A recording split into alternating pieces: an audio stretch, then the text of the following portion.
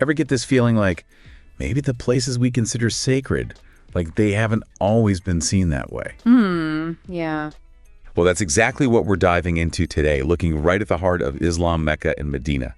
We're going deep into a book called The Noon Zion Baca Jerusalem by this Dr. Khalid Waleed. And let me tell you, he makes a pretty bold claim right off the bat. Yeah. Yeah, he says the true locations of Mecca and Medina, they're not where we think they are. Really? No kidding. Now, before you go grabbing a map and redrawing everything, hold on. We're not here to say he's right or wrong. Right. Okay? Our goal is to understand his perspective, how he uses interpretations, from the Quran and even the Bible. Yeah, it's all about understanding a different perspective, maybe even making us question some of our own assumptions. So Dr. Waleed, he starts with this whole idea of interpretation in the Quran, talking about a difference between verses. He uses Surah Al-Imran 3.7 to talk about precise verses and these allegorical verses. Yeah. Almost like there's a code within the text itself. What do you make of this distinction? Why is it so important to his argument? Well, it's fascinating, right? He's basically saying not all verses carry the same weight. You've got your clear, straightforward verses. He calls them muhkam. These are foundations of Islam, the 5 pillars, that sort of thing. Right, the essential. Exactly. Not much room for debate there. But then you have the mutashabah, the allegorical verses. These are more like poetic, filled with metaphors, symbolism. They need a deeper understanding of context, history, language to really unlock them.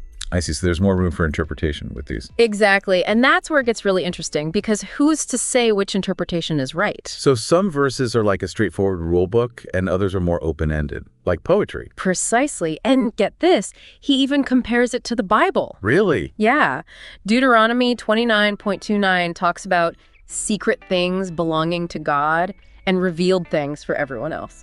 So both texts kind of acknowledge there's different levels of meaning, some for everyone, some, well, maybe for a select few. You got it. And that's where things get really interesting. Who gets to interpret those deeper meanings? And what happens when those interpretations clash? Okay, so how does Dr. Waleed handle those potential clashes?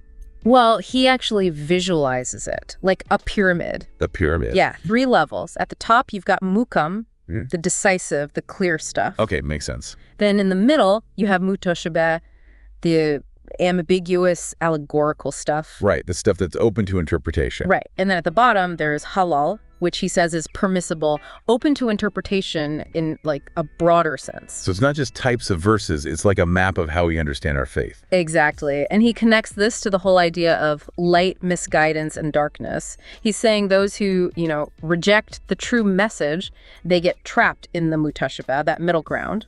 So they're stuck in between, never getting the full picture. Right. And this is where he starts building his big argument.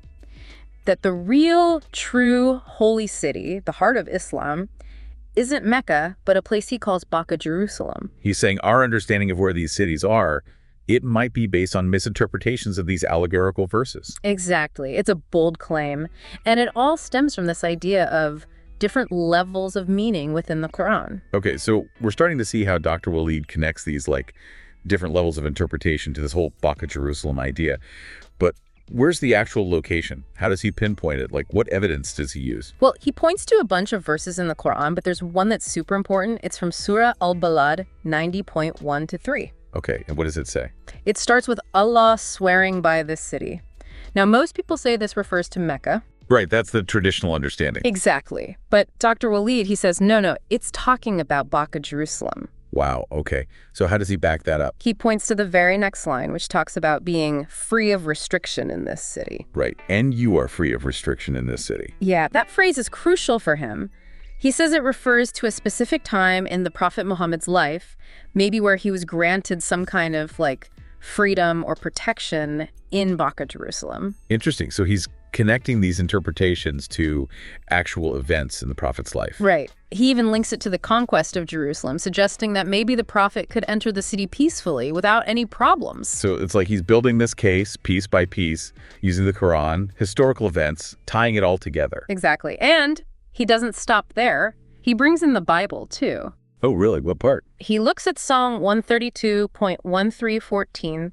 It talks about Zion, which he says is the same as Baca Jerusalem, being God's chosen dwelling place. I see. So he's drawing parallels between, Islamic and biblical traditions to make his case. That's it. And he's saying that these texts, when you read them together in this specific way, they reveal this like hidden history. Like a connection between faiths that maybe we've lost sight of. Exactly. But it's not just about the location. He also talks about the spiritual significance of Baca, Jerusalem.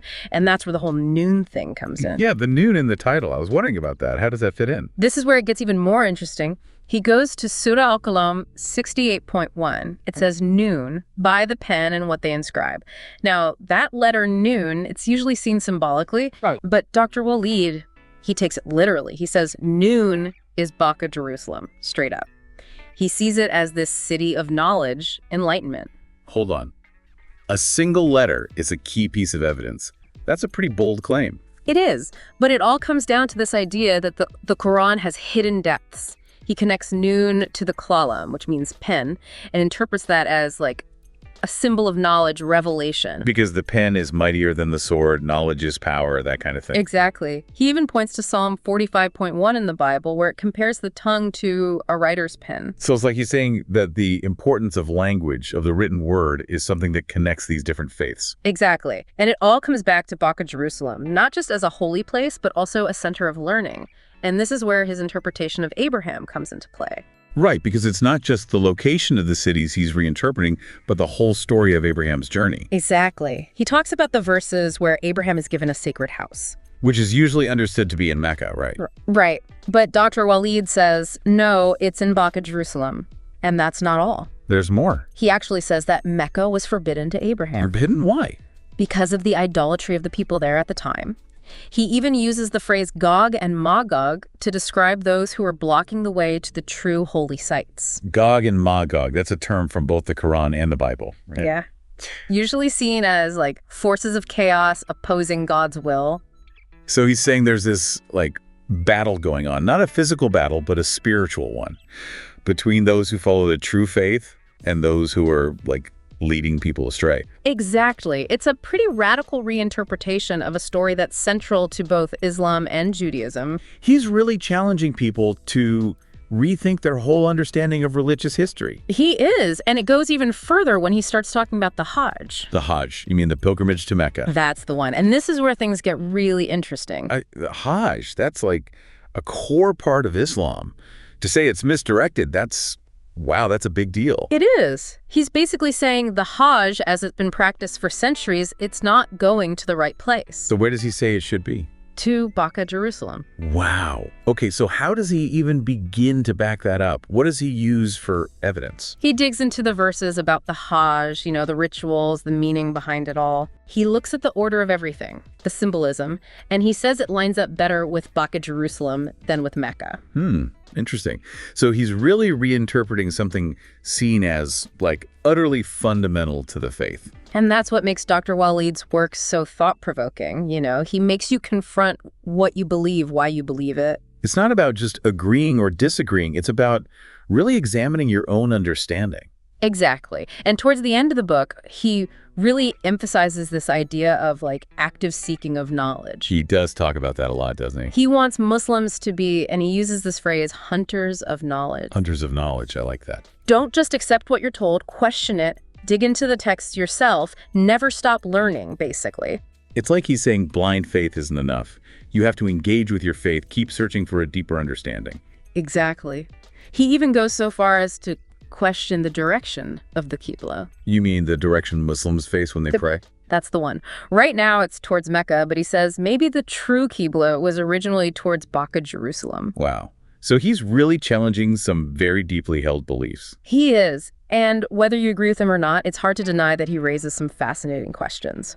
So after this deep dive, where do we even go from here? What's the key takeaway? For me, it's about never being afraid to ask questions. What if what we know about history, geography, even our own faith, what if it's not the whole story? What if there's more to discover, more layers to uncover? Exactly. Those are questions worth asking, even if they make us uncomfortable, even if we don't like the answers. It reminds me that knowledge isn't about being right or wrong. It's about the journey, the exploration. Couldn't have said it better myself. Sometimes the most unexpected paths lead to the most amazing discoveries. Absolutely. And who knows, maybe that's the real heart of Dr. وليد's message. to get us thinking, to spark our own journeys of discovery. To become hunters of knowledge. Exactly. Well, on that note, thanks for joining us on this deep dive. Until next time, keep those minds open and those questions coming.